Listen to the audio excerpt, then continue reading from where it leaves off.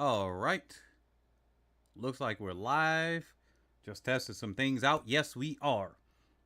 So, however this goes, um, you guys probably hear some of the fan going on this computer. Man, I'm telling you, the heat is crazy. The heat is crazy. Imagine having a 60-degree heat or 60-degree air conditioner going, and then the inside of your place is still in the 80s. It's like something ain't working, or it's just so dang hot. So one of the two things are happening. Okay, wait a minute. Something's going wrong here. Okay, so you see the title of this, and we're talking about the racism in the sport. So we're talking about racism in sports before the USA and Jamaica Olympic trials. So tomorrow, for everybody that's here, for tomorrow, what we're going to do is we're going to talk about I'm going to schedule that for tomorrow. I haven't scheduled it yet, but we are going to talk about the sport itself. Right now, we're going to talk about some of the racism. So let me get straight to that. I'm trying to pull it up in the background. And this is off of Butch Reynolds. Remember, he had tested positive and everything like that. And then they pulled him out of the 400 world record. And it really pretty much just ruined the rest of his track and field career. So let's bring this up right here. We're going to start here. So let's bring this up to the Forbes article, because they're coming out with a documentary called False Positive. So here's the article. Butch Reynolds seeks redemption with, quote, false positive documentary. Now, Nicole Kraft was kind enough to write this article. So this was just recently, June 14th. Today's the 18th. So 4 days ago, it was updated. It says Butch Reynolds has spent 34 years trying to clear his name. Actually, let me zoom this in for you guys here. Okay, so that it is at least bigger.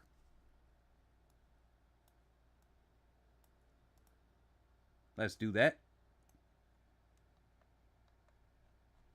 Okay, that's not cool. Now that it won't let me. Here it is. There we go. Now we can see it. In 1988, Harry Butch Reynolds was at the pinnacle of track and field. He was among the fastest men in the world by virtue of a 43.29 400-meter effort. Dang, that is quick. Come on, y'all. That's quick. Shattering a 20-year-old record. He followed up by winning gold in the 4x400-meter relay at the Seoul Olympics, stamping him as an American track star. Despite his speed, Reynolds could not outrun allegations. Wait a minute, guys. I want to make sure you guys are seeing the screen. One time I had this going and it didn't. Guys, if you can hear what I am saying here, leave a comment in the chat room, by the way. Leave a comment in the chat room if you guys can hear me. I can hear myself, but just in case. Oh, yeah, let me close the gain a little bit. I'm a little loud. Okay, despite his speed, Reynolds could not outrun allegations 2 years later of a positive drug test, grinding his career to a halt and leaving his dreams and reputation in the dust. There's a reason why I'm bringing this up as in the racism of sports, okay? Now, you're going to see this in just a second. Reynolds is now in the 34th year of a mission to restore his reputation from these doping allegations, which subsequent investigations revealed were the likely result of lab failings. So he's trying to clear his reputation, and these were lab failings here. All right? Now, it's not just kind of, sort of a supposition or just a guess. You're going to see later in this article where it's like, wait a minute, this went to the, where? Okay. It says the next step in his quest for redemption comes tonight with the release of False Positive, an ESPN 30 for 30 documentary that lays out Reynolds' story from his earliest track glory to his career derailment and beyond, as he refuses to let the mistakes of others define him. Now, guys, the reason why I brought this to your attention tonight, oh, thank you guys for letting me know. It says legendary SS Jackson, legendary Super Saiyan. I got you. Okay, is this the only track channel you have? Yes, right now. Where's my phone before it starts going off? I hear an alert somewhere. Yeah, this is the only track and field channel I got. So if somebody else got another one called Head and Shoulders Anything, please report that and give me the link, because that's not me. I used to have track and field quick hits, but I think I changed that to track stars for that NFT, and I just didn't want to do anything with it. If I do that again, it's going to have to be somebody working with me.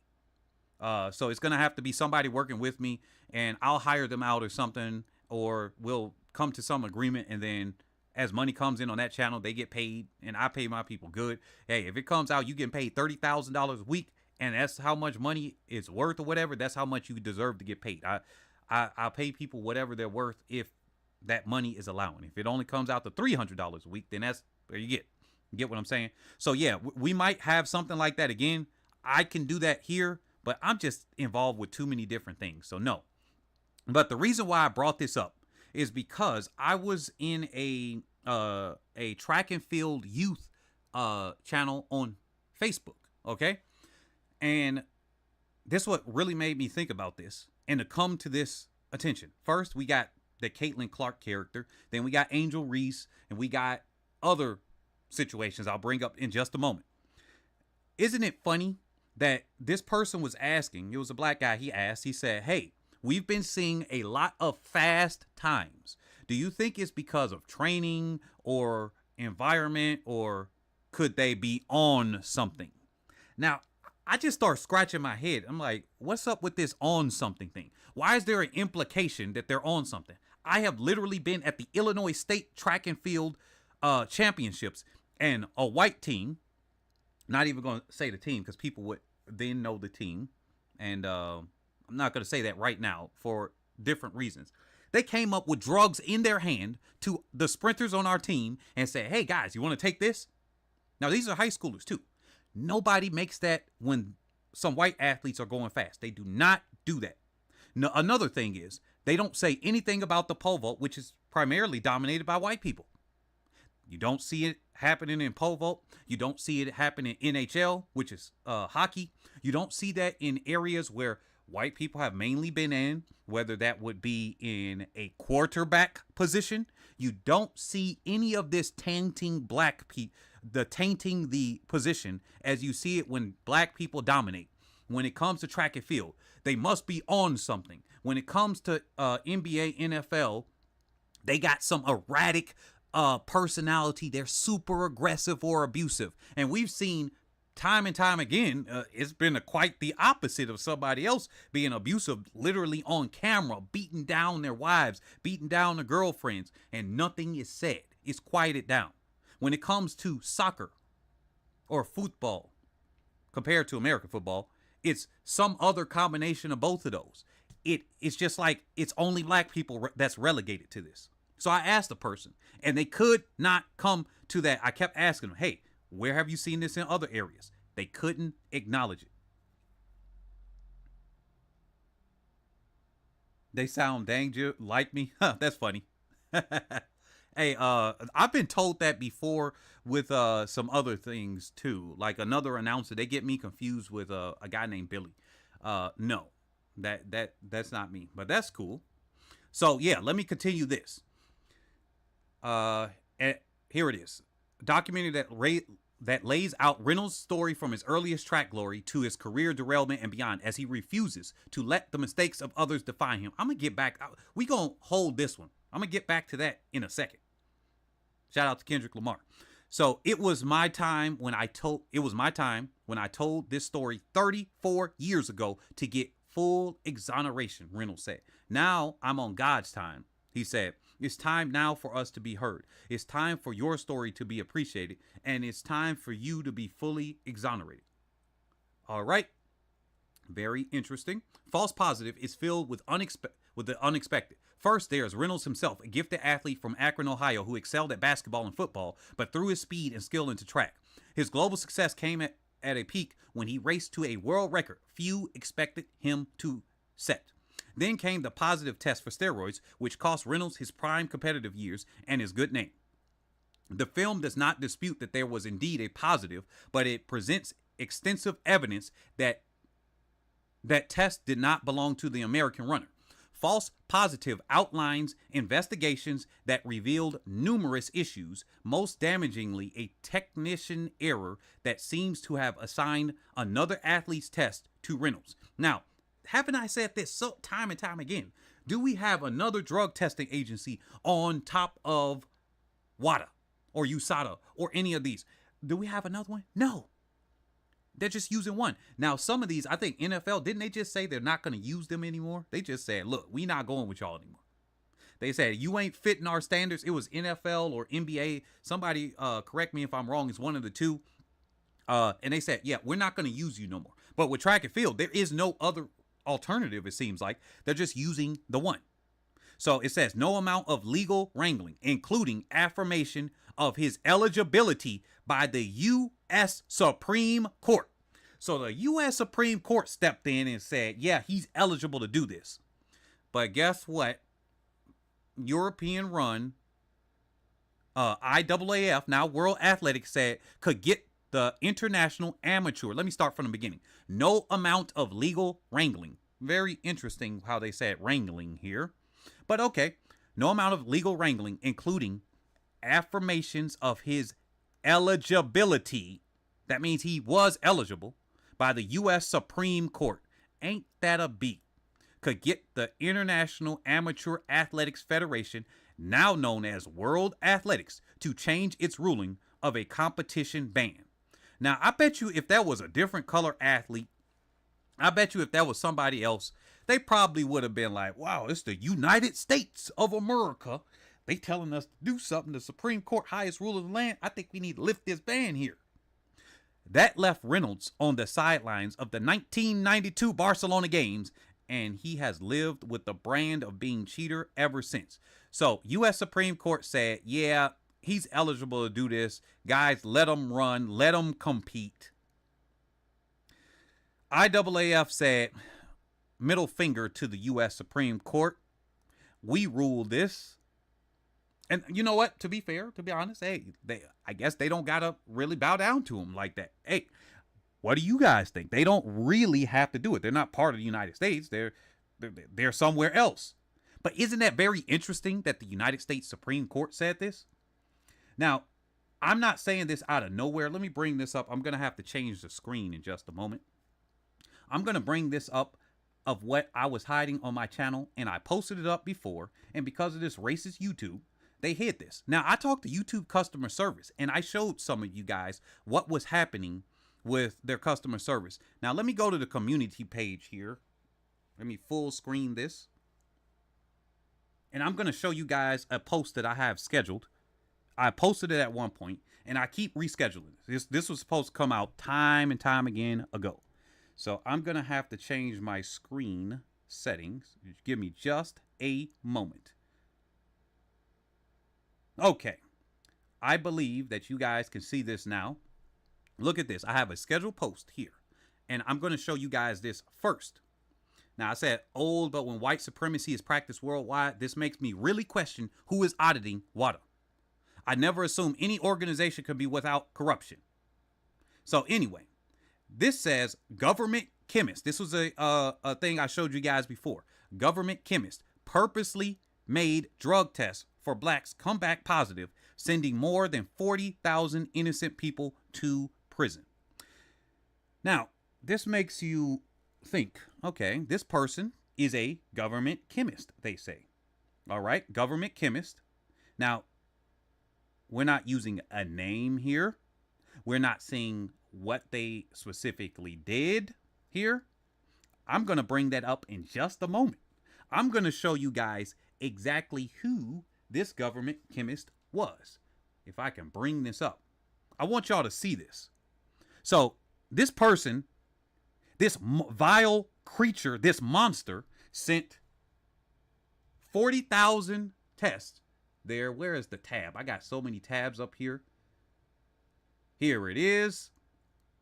Nope, that's the wrong one. This vile monster sent so many innocent people to prison. And I think I got it under the wrong tab.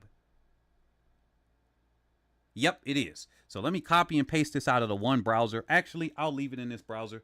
It's already set up. We got everything good. Let me go back to the tab I was just on. Let's go back to the tab I was just on and bring this up for you guys. This is actually kind of hard using a touchscreen instead of a mouse. Okay, here it is. Now, this vile creature right here decided she wanted to be Captain Save-Up white supremacist. Annie Ducon, for the people that know her in the United States, she was the state inspector general. That's a pretty high up freaking position to be in right there. They said Annie Ducon took the blame for the state drug lab scandal, but she wasn't the sole, quote, sole bad actor, new documents show. Now, I want you guys to know that when it comes to black people, it's always a group affair. Blessing Okabare, Marion Jones. How come it's always a group with them? Have you heard a white person that got drug busted, as they have been in track and field, and then there's this whole headline, even if it is a group of them, have you seen them talk about it as a group? Not a damn peep. But other black people also push it as well, because we got standards for ourselves, so we're going to just go and say, hey, look, it's not right to cheat, it's all of that. Unwittingly helping them. Like when I was talking about Sha'Carri, I unwittingly, on the one hand, helped denigrate her. Unfortunately, on the one hand. There's probably something I could have held back a little bit. Although the thing with her checking writing a check she couldn't bounce, I don't take that part back. Not at all. Because that was right there. That was right up her alley. She wrote a check she couldn't bounce. That was hilarious. Hey, that's part of roasting. But some other things that's there. And you know what? I never really did go super, super hard with her on the drug thing. I kind of agree with you saying a little bit when he said you shouldn't do it. But here's the thing. I'm going to point this thing out too. You know, this was written by Andrea Estes and updated February 13th, 2023. Let me ask y'all, when did this person get busted? What year did this Annie Ducon, this monster, this creature that was not working by herself? Because it's always lone wolf when it's somebody not black. It's always a lone wolf, bad actor. They're always by themselves. I saw several other articles that literally said lone wolf, but they wanted you to pay some money to get the article, so I didn't feel like going with them.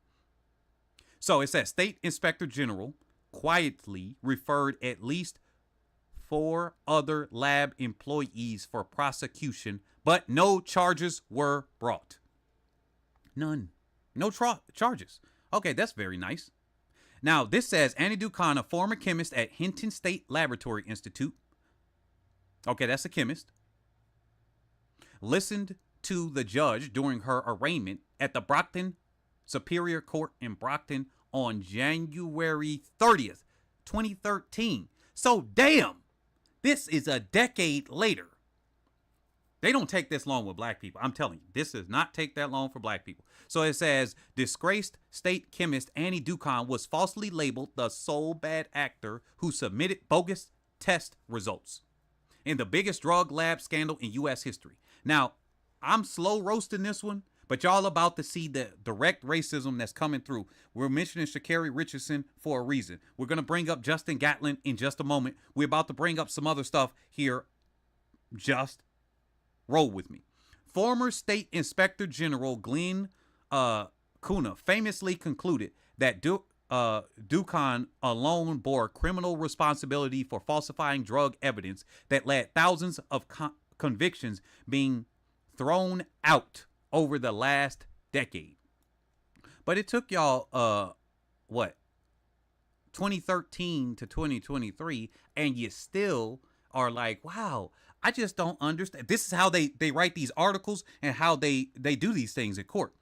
Yeah, there was like 4 other chemists and everything that were referred to, but then we don't know what to do. They just kind of weren't prosecuted.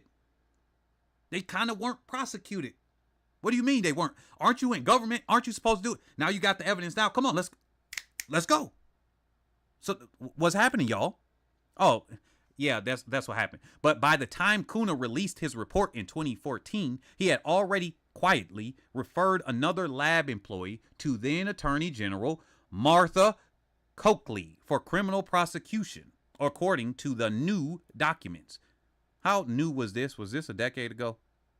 Eventually, Kuna referred at least 3 more Hinton lab chemists or supervisors to Coakley's successor, Mara Healy, for alleged misconduct, including falsely labeling substances illegal drugs when they weren't, spiking samples with illegal drugs, or lying to investigators. How do we know that that thing about Justin Gatlin, where they said they rubbed that testosterone cream on him, he didn't know anything, and how do we know that wasn't true? The only reason he didn't get a lifetime ban, and he only got 8 in the beginning, and then it got reduced to 8 in the beginning, is because he said, you know what? I'm just going to submit to this. I'll work with them. That's what he did. A lot of people, what they do is they just take a plea deal.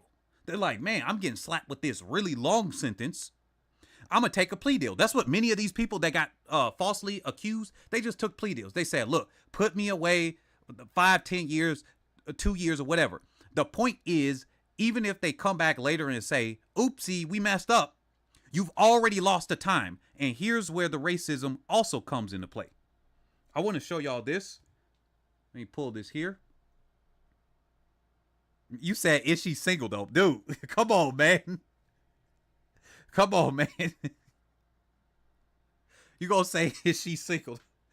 All right, man. I'm out. I'm out with that one. You just brought me all the way out. Okay, let me do this. Oops. Looking at the wrong thing on the screen. Hold on.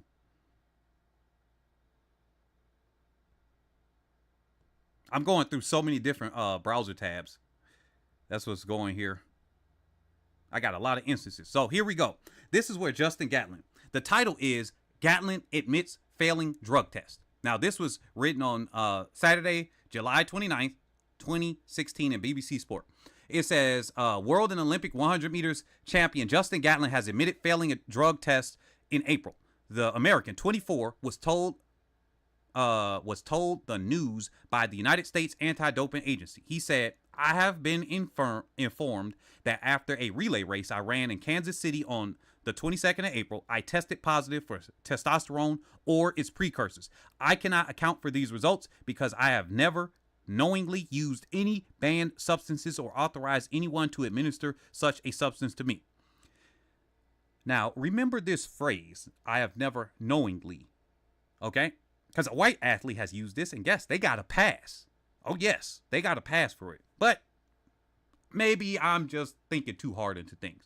Okay, Gatlin, who also shares the world record with Asafa Powell, added, since learning of the positive test, I have been doing everything in my power to find out what caused this to happen. I have been and will continue to cooperate fully with USADA as it moves forward with the process as it has initiated, and hope that when all the facts are revealed, it will be determined that I have done nothing wrong. Okay. They said, now, okay. Here's how this is. It says Gatlin tested positive for an amphetamine at the 2001 U.S. Junior Championships. A subsequent ban was overturned after it was discovered the illegal substances were part of the medication he had been taking for a decade to combat attention deficit disorder. Now, they got to throw in illegal here and ban so that it's associated with black person. It wasn't that it has been discovered that the substances were part of a medication. They had to throw in illegal. Now, you might think I'm being petty here. No, this is how these subtle anti-black racists, and more so anti-black American racism that's going on here. Now, I'm starting with the drug stuff first, but then I'll get to the Caitlin Clarks and the ilk later, and then I'll get to Gabby Douglas and how she was really just shafted. Okay? She's shafted harder than other athletes are. She was very much shafted. Now, I'm going to show you guys, okay, I can't get this tab to work. I'm going to show you guys one other thing with Justin Gatlin. I brought up his Wikipedia page just because it is a little bit better when it comes here. I did it for the ban, so you guys are going to see me have the word ban up here. So let's bring that up. Boom. Now, it says Gatlin's coach, Trevor Graham, had 8 athletes who tested positive. Oh, here it is. Let's just do this. The 2006 doping ban. On July 29th, a month after winning the U.S. title, Gatlin told the media that he had been informed by USADA that he had been given a positive doping test in April the same year. He claimed his innocence in the matter. That's where he said he couldn't account. It is believed that the substance that Gatlin tested for was testosterone as precursor. The failed test was revealed after a relay race. The B sample was confirmed as positive in July. Gatlin's coach, Trevor Graham, had 8 athletes who had tested positive or received bans for performance-enhancing drugs. After Gatlin's failed test, Graham stated in an interview that Gatlin had been sabotaged. He blamed massage therapists. Very interesting. He was talking about Gatlin specifically. He didn't even try to plead for the innocence of the other ones. So maybe that was him actually being honest right there. He blamed massage therapist Christopher Wetstein for I don't know, for rubbing, very funny name, rubbing a cream containing testosterone onto Gatlin's buttocks without his knowledge. Now, the reason why I'm going over all of this right now is because, do you remember the BBC commentators? Do you remember the British commentators? Many other commentators, and they went by and they just would not let go of Gatlin having lifetime or having a ban. He's a ban, former banned athlete. When it's a black athlete, just like Bruce Reynolds, you do not have a chance to redeem yourself. If you go to jail, where it's a false one, where you get exonerated, or it was actually your fault, it don't matter if it's by accident or on purpose. They keep bringing this damn stuff up over and over and over and over. They want you to get association. Black, bad, black, bad, black, bad, over freaking criminalized. So that you associate your head, black, dangerous. Black is dangerous. Mess with us and it's going to be handled. But it ain't dangerous to the point where we're messing with people unprovoked. No, that's not happening. Now, here it is right here. It says on August 22nd, Gatlin accepted an 8-year ban from track and field, avoiding a lifetime ban in exchange for his cooperation with the doping authorities. Now, he knew what happened to Bruce Reynolds. He had to cooperate. It's either a lifetime ban or you say, look, I'm going to take a shot at my reputation, but this is the thing that I'm good at. This is the thing that I love doing. This is what I want to do. So I'm just going to just submit, because even the U.S. Supreme Court couldn't get World Athletics to overturn what they were, the athlete they were banning. The U.S. Supreme Court couldn't convince them and say, hey, look, this man's eligible for the Olympics. You guys let him through. They said, nope. Not on our watch. This man is banned. Get his ass out of here. Actually, get his black ass out of here. That's what happened. And because of the, quote, exceptional circumstances surrounding his first positive drug test, Gatlin appealed against the ban. An arbitrational panel reduced it to 4 years at a hearing in December 2007. The USADA's chief executive officer explained, given his cooperation and circumstances relating to Mr. Gatlin's first offense, the 4-year penalty issued by the arbitration panel is a fair and just outcome. His 9.77 was subsequently annulled. Okay, then he tried to do an NFL career and all of that stuff. All right. Now, that's going to be it for Gatlin for now. I'm going to bring up something here. Now, this is this sick, degenerate type of writing that we have, and it's going to be with Sha'Carri Richardson and how they do that. Okay, now I'm reading your comments. You said, hold up. Are you saying that Gatlin never juiced? Because he seemed like the type of competitor to do whatever it takes. I'm not going to go with a narrative just because somebody told me the thing, okay? The reason why I'm bringing this up from a standpoint of this is racism is because let's say that he did, okay? Because I'm not here to argue whether he did or not. I'm going to cause question to it. Funny enough, we don't question when they put black people there, but they cause us to question and have sympathy when it's a white person. We're about to see that in just a second. Matter of fact, let me do that right now. Now that I'm actually talking about it, I'm going to avoid Sha'Carri Richardson and go to the other athlete I had wanted to speak about anyway.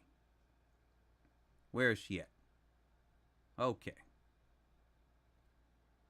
Now, let's do something here. Now, in before it's the war in Ukraine. Okay? In before the war in Ukraine. That should give you guys a hint already. here we go. Now, it says drug cheat Russian figure skater. Now, this is by a British outlet and whatnot, okay? So they're going to have some anti-Russian sentiment here. But at the end of the day, this person, this woman, because she's 18 now, is white. All right? She was 15 at the time. She's 18 now. I feel like I can now speak about her and be able to post her up and to speak about this in a proper context. It says, drug cheat. A Russian figure skater, 15, breaks down in tears on the ice as she tops the leaderboard after officials banned her from getting any medals at the Olympic Games. Kamila Valieva fought back tears and overcame an early mistake to top leaderboard in women's short program.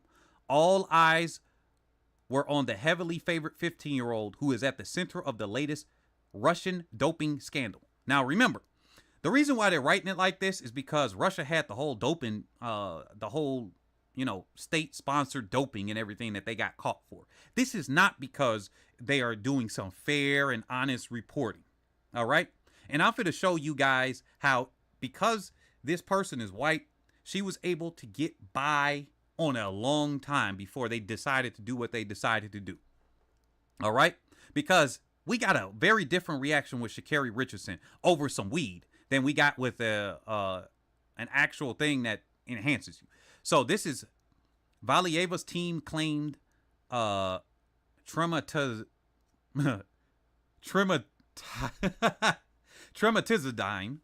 all right, there we go, finally said it, found in her system may have been her grandpa's, all right, heart medication. It says the drug is a heart medication, but can also be used to enhance performance. Valieva scooped gold last week, but could lose it when an investigation is complete. All right. The drug cheat 15-year-old Russian skater Kamila Valieva broke down in tears today, secured the top spot after Olympic officials banned her from getting any more medals because she has been caught doping. Okay, she fought back tears and overcame an early mistake. We saw that at the Beijing Winter Games. However, she will not collect a gold medal even if she does finish first in the event, which continues on Thursday with the free skate. Regardless of what happens with her performance, there won't be a podium presentation or medal ceremony if Valieva finishes in the top 3. The Court of Arbitration in Sport this week ruled that she had broken doping rules after one of her samples from December tested positive for tramadidine. I'm going to just call it Tremazine for right now. But they allowed her to continue competing at the event. Now, what in the black hell? What athlete did they allow to compete? Let me get a blessing Okabare real quick. Did they allow her to continue competing? They took her out on an A sample. Y'all, they took her out right before the women's 100 started. They did not wait. See, this is what they do to black people. They let them get set up right when you about to do there. They let you get on stage and then they'll send police after you at a concert you rapping or you doing an R&B song and they'll arrest you. The principal at my high school, they sent the police in there to get her out because she didn't want to put in order, I think it was like another $1 million or $2 million of trash cans because they were forcing it from the school district superintendent or something. And she said, no, the other school can get it. She reduced it to half the number. She said the students need better books. They need better scholarship programs. They need better facilities and everything else. We don't need trash cans that look nice. That's what she told them. You know what they did? They sent the police to escort her out during the school hours, during a passing period, so all of us students can see her get arrested and get embarrassed in front of all the students. This is what these sick monsters do. That was not done by accident. That blessing was taken out right before she was able to compete. And yet they allowed this athlete, as Russian as she is, and they're supposedly like this very big anti-Russian thing. They say, yeah, we're anti-Russian. We're going to have some slant in the article, but we're going to allow her to compete in these events as we're trying to figure things out. You know, we're trying to figure things out. You know, with blessing, we were trying to figure things out, but hey, get this nigga out of here. We'll figure it out later. If we were wrong, hey, look, oh well, sorry. oh no, we can't run it back. You were out. Oopsie, our fault. But if we're right, hey, look, see, we got another nigga. That's what this was.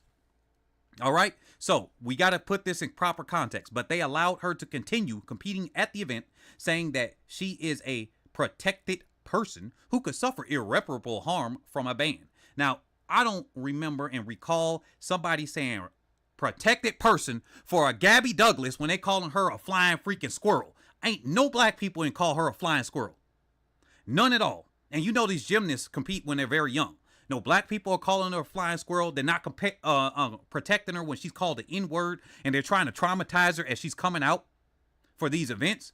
I don't see, because if you're a protected person, you know, being 16 and under and whatnot, okay, cool. Where's the irreparable harm that y'all tried to prevent with Gabby Douglas when she was out there trying to compete? I don't remember that. But it's for this figure skater. Okay, cool. You know what? Whatever. Let's roll with it. Olympic officials then announced that, that she would not be awarded any more medals at the games, and that the medal ceremony would be canceled if she finished in the top 3.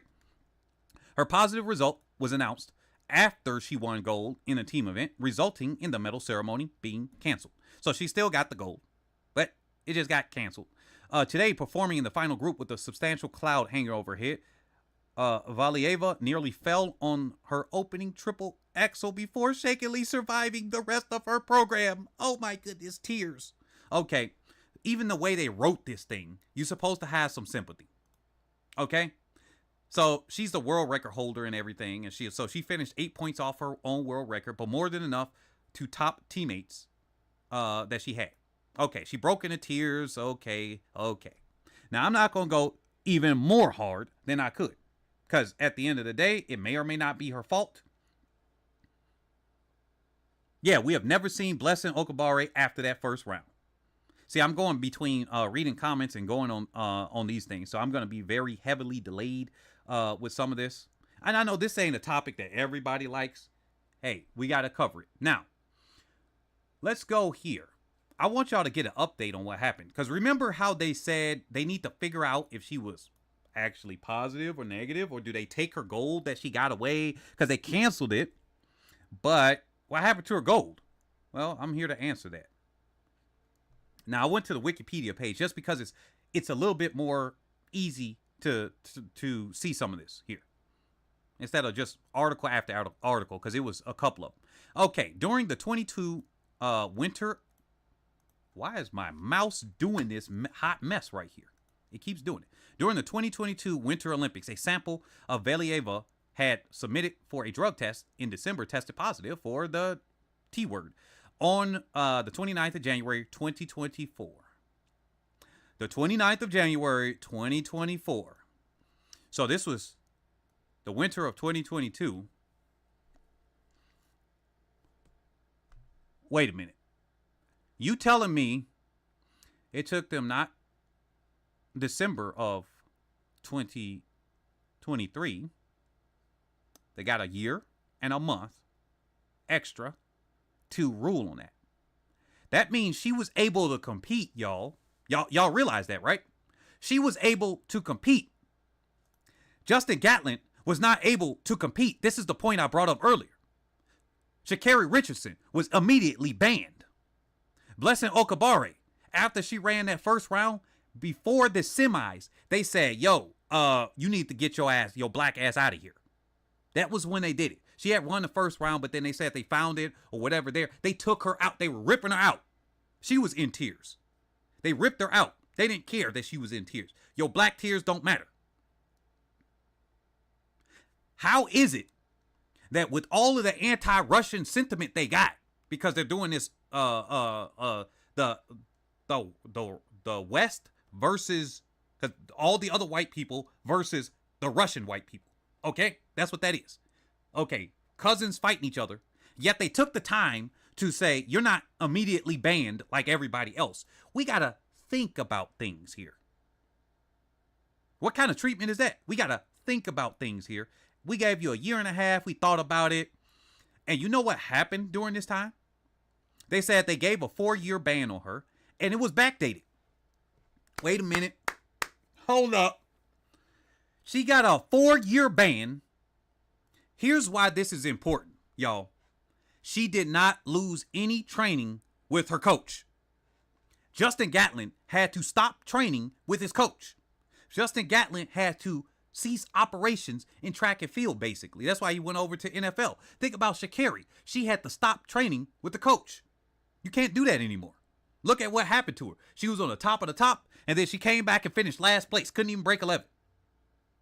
Oh, what? A month and a half later. Like, it affected her mentally.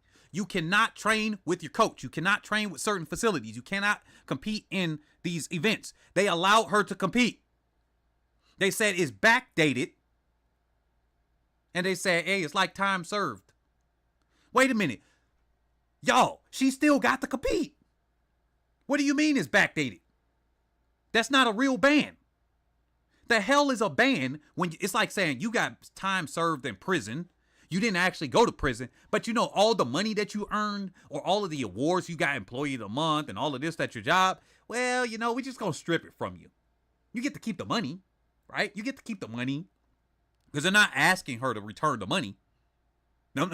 They're not asking the program to return the money. Okay. She was a minor at the time. Okay, are you charging the coach? Like, what's happening? They're not doing that. This is what happens when your skin is not that color. I could go on Femke Bol in a second, because the way the articles are written on her, you think she was a freaking second coming of Jesus Christ. I swear. They got her as if she's the favorite, and Sydney McLaughlin-Levrone is the freaking competitor outside chance. Outside chance. Not they're equal. No, it's outside chance. Only a few of them are written as if they're equals. It's like it's either they're equals, there's a slight favorite to Sydney, or there's, oh my goodness, here's Jesus Christ in Femke Bol form. And there's an outside somebody, a competitor. Who is she? Oh, it's this Sydney person. Who is that Sydney person? Oh, she just happens to be the world record holder. Yeah, she just happens. If I bring up those articles right now, it'll blow some of y'all lids off. I'm not even going to do that right now. I'm just not. I'm not even going to do that. I'm going to stick to this. Because I could bring up those. I want y'all to look them up yourselves. Okay? Some of them you're going to have to translate. Okay? Some of them you're going to have to put the translator on. And then you're going to be like, damn, what the heck are they doing? And y'all wondering why, hey, I'm writing how I am on Femke Bol. Hey, I don't know her personally. But I know how these articles are written. And they're denigrating Sydney as if Femke is like the person that won multiple times. Sydney's won multiple times. Set the world record multiple times. Broken 52 seconds 6 times. And if you look at some of these articles, the talking points they got now is, well, you know, that was an outlier that she ran under 51. She only did it once. That's the definition of a world record or a personal best. You only did it once. Femke Bol only ran a personal best only once. The hell are y'all talking about? That's the talking points now. It's the, she only ran sub 51 once, you know. That it's almost impossible for her to do it again. Like, what? Okay, and 2, well, you know, Femke Bol, she's broken 52 3 times, and Sydney's only done it 6, so they're basically almost the same. There's a good chance. Read it in the comment section, even on my last post about Femke. Read that in the comment section. That is the point. They're saying this on NBC videos, World Athletic videos, multiple different accounts. That's the talking points thing there. They want to make Femke out to be, at worst case scenario, they're equal, and at best case scenario, Femke is the favorite, and Sydney is the outside chance. You know, the person that won the world championships in the Olympics. I don't know. The person that won that before she went to the 400 and then got injured last year and pulled out. Hey, you know what? She wanted to switch it up. Her coach wanted to switch it up. They couldn't, so they're coming back to the hurdles. But I don't know. Just me. Anyway, let's get back to this. So they said they ruled it. The International Skating Union and WADA imposed a 4-year ban, backdated to December 25th, 2021, and disqualified all competitive results from that date, including her first place finishes at the 2022 European Figure Skating Championships and the 2022 Olympic team event. So she still got the world record. Okay, she's the current world record holder for the short program, free skating and total scores. Okay, cool. And she says set 7 world records during her career. Now, I am willing to bet money, other than her being Russian. If it wasn't for her being Russian, they would not bring up former drug cheat. They would not bring that up at all. It will be like it was a distant past. Hush, hush, be quiet. But because she's Russian, some of these Western articles may, especially the British ones, potentially American, but especially British.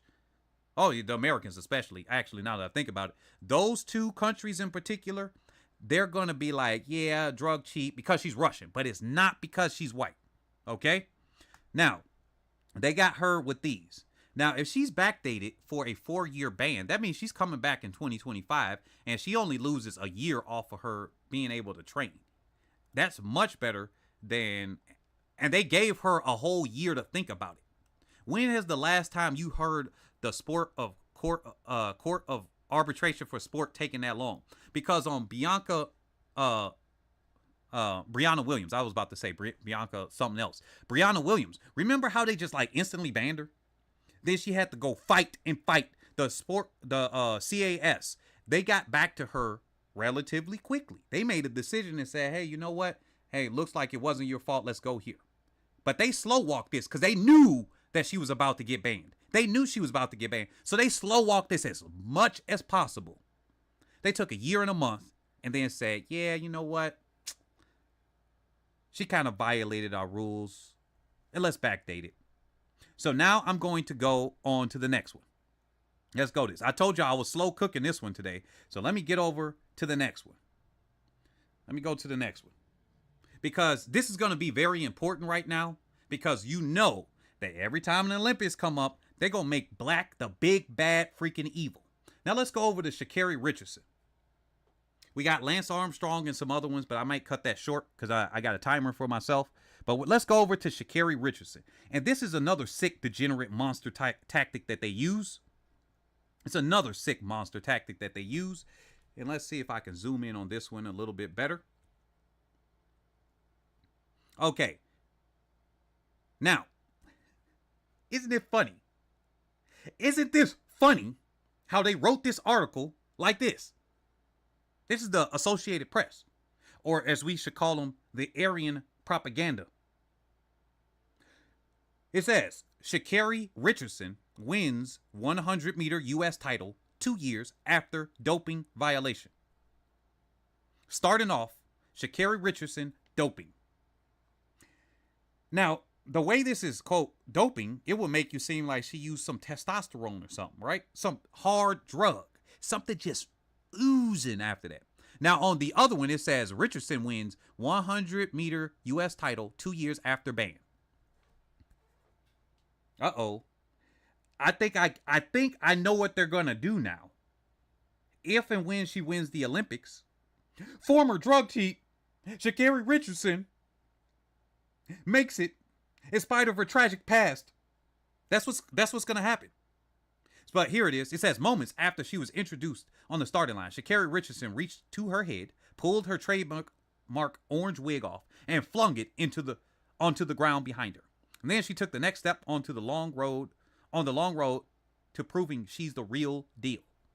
So after saying, hey, you're doping violation, you got to prove yourself. Because black people, you always got to prove yourself. You think that's done by accident? You think I'm hyperventilating on it? Bro, I done lived around these people. I've been in marketing departments, in the psychology departments. I know what the heck that is. They're going to say doping and prove yourself. Prove the real deal. They did not say real deal for no reason. Okay. And I'm talking about with Fortune 500 companies and some universities. America's sprint star won the 100-meter title in 10.82 seconds at the USA Championships on Friday night, marking a high point that comes 2 years after her national title was stripped because of a doping violation. Okay. Now, are they going to say what the violation was? Oh, no, they're not saying it. Now, I stand here with you again, and I'm ready, mentally, physically, and emotionally, said Richardson, who ran in her natural black braids with a star shaved into the right side of her hairdo. I'm here to stay. I'm not back. I'm better. All right. All right. All right. All right. Okay. Now, where was I at? Here we go. Among the summer's biggest questions is the McLaughlin Lavroni will do is what McLaughlin Lavroni will do come Budapest. Okay, but this week has mostly been about Richardson, who has not looked in this good a form since the 2021 Olympic trials when she routed the field only to have the result vacated when her drug test came back positive. Let me see how far this is. You got to get, I don't know, 12 freaking paragraphs in before they say she admitted she used marijuana to relieve stress after learning her mother had died. That episode triggered a debate about whether marijuana should really be on the banned list. This is what they do when it comes to black people. They will say criminal, felony, drug cheat, whatever. It just depends on what field it is, but it's something negative. Something negative. Something negative. I mean, they did this with, what's his name? Coaching at a freaking college football team in Colorado. They saying negative, negative, negative, and then they admit, well, you know, he is the one that's bringing the views here. All the way down in the article. It's either at the middle or it's at the bottom. Like they'll say their stuff so they can always say, well, we was being transparent. It's always at the middle or the bottom where they start telling the truth. So how come you couldn't say, if you wanted to bring up some drugs, why didn't you just say marijuana at the beginning? Because most people know marijuana ain't even that serious. And most people will be like, wait a minute, smoking? Smoking makes you faster? Because logically, it don't. Now, let's move on from Sha'Carri real quick. This is some sick, degenerate stuff that they do. They would not let her live.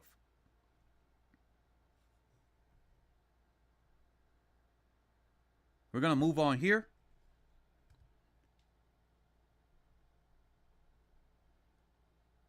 We're going to go over to Lance Armstrong. I'm not even going to bring him on the screen.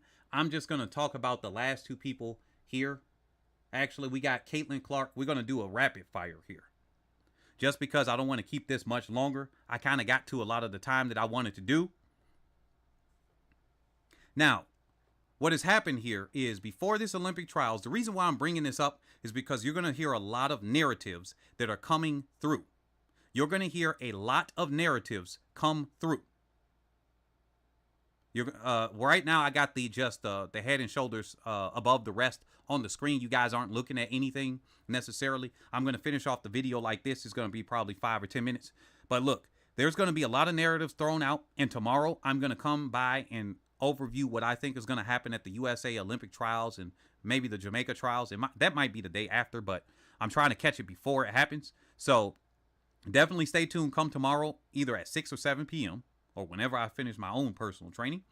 But today, you're going to see a lot of narratives thrown out. You're going to see a lot of falsehoods thrown out. You're going to see a lot of negatives thrown out because they want to get clicks. They want to denigrate some of the athletes that are there. They want to make somebody have to work and scrape for what they got. If and when any of the athletes that are not on their P's and Q's, if it's a black athlete, they got to be on their P's and Q's. Lance Armstrong should not be able to be talked about. And yet he has his daughters that are competing in biking and cycling and not a peep of their dad. Now, Justin Gatlin has some kids in the future. How much you want to bet they're going to bring up at least once or twice or 3 times or 4 times about how the father was a drug cheat? They do this with some of the kid athletes now when they got family members or even an uncle or auntie that has been some kind of violator in a sport. That's what happens. So Lance Armstrong, all of these years, he didn't cheat it. Now, how come Blessing Okabare could get federal time in prison and Lance Armstrong out here just walking around? They're not talking about throwing him away for life. They're not talking about throwing him away behind bars. All he had to do was pay $5 million to the U.S. government, the Department of Justice. They did a civil lawsuit, not a criminal one. With Blessing Okabare, They was ready to put her ass in prison. How come Marion Jones, who did not cheat as bad as a Lance Armstrong, if anything, both of them were kind of similar. They were not floating around throwing Lance Armstrong's white ass in prison. But Marion Jones, they threw her away and locked away the key. Yeah, she lied to them. But didn't Lance Armstrong lie to their asses? He talking about, hey, look, guys, I ain't done nothing. Matter of fact, I got the cameras around me. I ain't doing nothing. That's how confident this dude was in his lies. So when something happens, I'm going to have a little bit more sympathy for the black athletes out there. I just really am. I know how this system works. Even if I don't necessarily like the athletes themselves, I am going to extend to them some sympathy in what that is and some reasonable doubt. I know how these systems work. I'm not just going to believe somebody because these white media heads just said so. Oh, this person did this, feel this way about them. Hell the frick no. Yeah, I may not agree with how Sha'Carri Richardson may have conducted herself. I roasted her on those points. But ain't no way you finna make me turn against her when it ain't no real reason to turn against her for. There is no way that somebody's going to turn me against another athlete there because you said so. Gabby Douglas, one fantastic ass freaking gymnast, did not get her dues. She had to continuously act like she had to prove herself, even though she had the team in all-around gold at the London Olympics, the team gold on in Rio, the World Championships. She was part of the team gold in 2011 in Tokyo. For the people that was paying attention to that, she had won so much. She was doing so much, and yet it was like as if she wasn't really existing in the gymnast world. And when they brought her up, she's the flying squirrel. Now, when it comes to Caitlin Clark and Angel Reese brings the views. Caitlin Clark is a leech that's trying to tether on and latch on. Maybe not her necessarily. She ain't calling it out, so she's complicit with it, to be honest, in my eyes. She's not calling it out. And they tried to dirty up Angel Reese when she was out there. You know why? Because they wanted to make Angel Reese seem like she was some erratic-minded, belligerent fool that argued with her coach. I could bring up article after article, but like I said, this is rapid fire now, so I'm going to bring it up and then pass it on to the next one. They kept bringing up time and time again, well, actually just one or two instances, where she's argued with a coach. You know, the athletes are heated. They're going to go back and forth with their coaches. But they tried to make it seem like she was a problem child on the team. Now, Caitlin Clark has tantrums all the time, even in college. The college coaches and the teammates complaining about her having literal thrown out tantrums on there. The views are brought in by Angel Reese. Now, they want you to associate and graft on. This is how racism works. Serena Williams, best freaking tennis player, and yet the white lady gets the highest thing because they can control who gets sponsored. They're going to tell you, well, she's, quote, more marketable. Nah, it's not, because if black people ain't doing these sports, nobody watching these damn dumbass sports. Nobody's watching them. Quite frankly, nobody is watching them. NHL is not a worldwide sport. Let's just be honest. Let's just cut to the chase. NHL is not setting no records anywhere worldwide. You got a bunch of black people in soccer, so therefore, when it comes to Europeans and everything like that, they're watching them. But in all honesty, who the heck was watching boxing like that? Who was watching basketball, the NFL, or any of the other 40-something football leagues that were happening in between in North America? Nobody's watching that. Absolutely nobody. And the few people that were, they ain't getting paid no money. The real money came in. The black people came. They brought some culture to it. They brought some actual value to the sport. And then people started to watch it. It's something interesting to watch. Caitlin Clark, what is she bringing? Whining and temper tantrums? And oh, don't touch her? Exactly. So they want us to bring it up as a negative.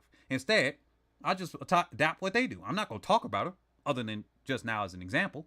And if I do, we're going to have to put her in a proper place, in a high chair, with a binky and a bottle. Angel Reese is bringing in the views. It's already been proven. And they knew that Angel Reese was coming. They knew that other people were coming. So what they did was they said, oh, let's get in front of it because the views are going to go up for the WNBA because we're just throwing a bunch of money because it's failing and it's already just, going down. The views are going to go up because we're putting just a ginormous amount of money. And there's some people with charisma there. And we're going to get bootleg Jordan to say Larry Bird was like a god. Sometimes black people just are giving other people credit they shouldn't be getting. And that's what happens sometimes. But nobody is watching these sports because of that. So the next time you guys think and say, well, this person should be drug cheated, whatever, your immediate reaction, all right, cool. Now, what about the coaches? Because many of these coaches are white. What about their managers? Many of the managers are white. The agents are white. The other people there, are they in it too? Because if it was a black person, I'm telling you, these black people there, they're bringing them all in on a RICO case. This is what Blessing Okabari was. What is it? CJ Uda of Great Britain? Was he former Nigerian or Nigerian heritage too? Didn't they bring him with Blessing Okabari? How come all of these other athletes are brought in and now we're expected to just believe them? And then every time track and field is brought up, let one person over the Olympics get drug busted and they're black. Because think about this. Didn't what's his name from Algeria get busted over multiple Olympics in the 1500? I don't even know his name now offhand. Didn't he get busted multiple times? How come there wasn't a whole media front about how the sport is tainted bad because this guy was doing it? Let a Kenyan person get busted. Let another black person in the U.S. get busted. And yet the whole sport, oh, we need to do something about this sport. It's just so dirty and rife. And then that's the marketing for track and field. That's the marketing right there. I want y'all to know this. That's how damn racist it is. There's an Algerian dude, close enough to white, and it wasn't, oh, the sport needs to be cleaned up. Let a black person, one black person, the sport needs to be cleaned up. And here's the last thing I want to say about this. When it comes down to money, because now we're off of the some of the drugs. I brought in a mix of people and how they are doing that, because Angel Reese and the other character, Clown Clark, they're not on a drug thing, but that's still another narrative that are there. Now, when it comes down to money, the only thing that they're able to control now is money. So they can control the sponsorship deals that some of the athletes get. And some athletes will have an easier time getting a higher amount of money because of their skin color, and other people will not. Now, it's up to them, hey, whether they want to blow money and say, hey, I'm going to put more money in your pocket because we need to keep it amongst ourselves, than, giving it to somebody that really just actually worked for it and actually brings in real marketing talent. See, if they can get Sha'Carri to bring up the sport, and then there's somebody white close enough, they could give the other person more money than her if it was close enough. Don't gotta beat her, just close enough. And then what they're gonna say is, this person is, quote, more marketable. Ain't nowhere on this planet I ain't seen a white person more marketable than a black person. Let's all admit it. Whether it comes from movies in the movie industry, whether it comes to video games, or a black person in the anime, or black people making music, black people doing country music, which was originally our music anyway, coming back in it, breaking records and everything. The heck are you talking about? It don't make no logical sense. They're, quote, more marketable. Why? For reasons. See, that's what it is. All the football coaches can't stand up at all to a college coach. You got professional football coaches. And collegiate athletes or collegiate coaches could not think to market and do all of these deals, getting car sponsorships and everything. Didn't use the student athlete portal like that. And when he did do that, what did they do? They said, oh no, it's ruining. We need to change some things here. We shouldn't allow sponsorships here. They like to change the rules. This is what happens in the corporate world. You can see it in sports. You can't see it in other areas. So when you hearing all of this happening, they're just changing the rules as they go. Sports are just the easiest way to see them. But rules changes and rigging happen at the corporate level as well or at the monetary level as it does everywhere else. So I want y'all to know, thank you guys for coming out today, because this stuff, it ain't stopping. And I'm not going to stop pushing back against this. I want to make sure that we all get money. That includes the viewers here. I want to make sure the athletes get money. Because attaching somebody to a drug doping scandal only hurts their sponsorship chances. That's what that does. That's what that's for. Think about it. The marketing. You don't control the media. They control most of the media out there. They got the lion's share of the propaganda. If you can convince people subconsciously attach doping to this athlete, attach failure or cheating or scandal to this athlete, and now it makes it harder for them to then get deals. Or actually, no, it doesn't. Because you got actual rapists and pedophiles that run some of these media companies, Les Moonves, that's actually running some of these media companies, and then they get to do it. Hollywood people that are out there, they get to repair their reputation, even though they are known and registered sex offenders, known and registered abusers. The thing is, when they write these articles, they're just trying to justify not giving you a higher deal. Imagine Sydney McLaughlin and any one of these things get thrown against her. Now, obviously, it's one and done. But what they're going to do is the marketing is going to be like, oh, that's why she was so fast. Now we got to put into question every other time she ran because of this one instance here that was through here. She served her time. She did this. And guess what? Now the sponsors are like, yeah, I don't know if I want to do that. Let Femme Cabot do the same thing. Sponsors aren't going to say, I don't know. They're going to say, hey, you know what? Your time was served. You good. Because the media is not going to write it as if now everything's in question. They're just going to be like, wow, surprise. And then it's one and done. Now, I do have a question for the 3 to 5 people that are here today. What do you guys particularly want me to cover for tomorrow? I'm going to leave that right here for the live people. What do you guys want me to cover for tomorrow? I'm going to leave this open for another 2-3 minutes. Just write a topic. I'm covering USA trials, okay? That's what I'm going to be covering, not Jamaica.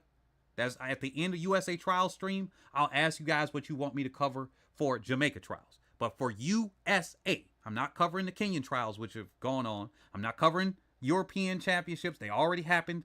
I'm covering USA trials, okay? I'm going to start focusing a lot more on the men. So if the views come, they don't come. That's what I particularly want to do. Because I neglected the men before. And I don't want to do that again. But I'm going to cover the men and the women. But I'm going to focus on purposely trying to come out with more content for the men. But what do you guys want me to particularly cover? If there's a specific event or athlete that you guys want me to cover, obviously you guys know I'm going to cover the 100. You guys know I'm going to cover Sha'Carri. That's obvious. They had a lot of fake articles coming out today that she had died in a car accident. This is very sick. They're starting to write them up. And I don't appreciate that they were doing that. They also wrote some other articles about Hobbs and cheating and everything like that. And I was just like, what is going on? They're just spreading them in these groups. They were proliferating like freaking roaches and cancer. So, like, I thought it was fake. I looked it up, and they got their job accomplished. They got the attention that they wanted. And I said, wait a minute, what happened? So, I didn't appreciate those. But, okay, I don't see any comment from anybody asking me to cover anything or any event or athlete in particular. But the last comment here is that tomorrow I will cover part of the what is it, Grand Slam track. I was in the live stream at the tail end of it for Michael Johnson's track league. And I was like, okay, that makes sense. It's called Grand Slam because of tennis. And obviously they got a big portion that they invested. So Grand Slam track, we're going to be covering that tomorrow. Part of that. And I think I really like what they were saying already about it. And I called up my people at USATF. I said, look, I'm part of the opposition. And they said, hey, look, we don't mind if you part of the opposition. We doing our thing as it is. I told them. I said, look, I'm part of the opposition. Some of y'all didn't curse me out, call me the F word, the N word, and everything else. Hey, if we get a chance, let's go ahead and do what we need to do. So I will catch you all on the next one. Thank you guys for coming out. I'm Nick, your host at Head and Shoulders ATR, where we cover athletes, performances, and otherwise, and hard topics like this one that are head and